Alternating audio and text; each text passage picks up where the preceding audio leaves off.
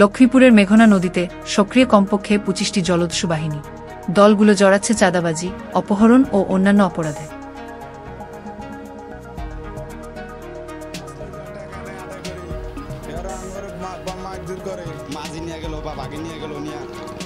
হঠাৎ বিকাশের মাধ্যমে ফোন দিয়ে বলবো বিকাশে টাকা পাঠানো, তো না হলে আমরা মানুষকে মারি ফেলাম, এরকম হুমকি দামকি দিব। আপনারা দেখছেন BD24 নিউজ। সঙ্গে আছি আমি ফারিয়া নাজনীন।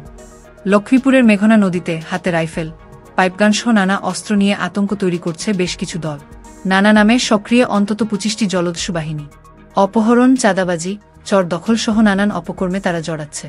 এই আতঙ্কেই নদীতে নামছেন জেলেরা। এই সকল জলদস্যু বাহিনী দাপিয়ে বেড়াচ্ছে মেঘনা নদীতে। জেলেদের কাছে এক আতঙ্ক এরা। জলদস্যু বাহিনীর সদস্য সবাই রাইফেল, পাইপ গান সহ সবার হাতেই নানা ধরনের অস্ত্র।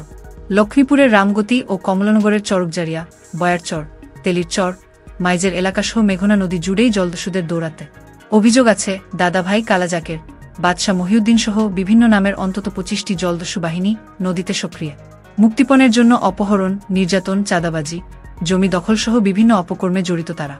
এসব বাহিনীকে মতব দেওয়ার অভিযোগ আছে কমলনগরের সাবেক সংসদ সদস্য আব্দুল্লাহ আল মামুন, সাবেক উপজেলা চেয়ারম্যান মেজবাহ উদ্দিন সহ আওয়ামী লীগের কয়েকজন নেতার বিরুদ্ধে। সহযোগিতা করে এমপি সাহেব আমাদেরকে রাখছে। আর আমাদের যদি কোনো সমস্যা হয়, যে হেলাল ভাই আছে, বাবলু ভাই আছে, ওরা আমাদেরকে দেখাশোনা করে। পাইপ গান আছে, রাইফেল আছে, আপনার কিরিশগুলো আছে আর কি ধারানো।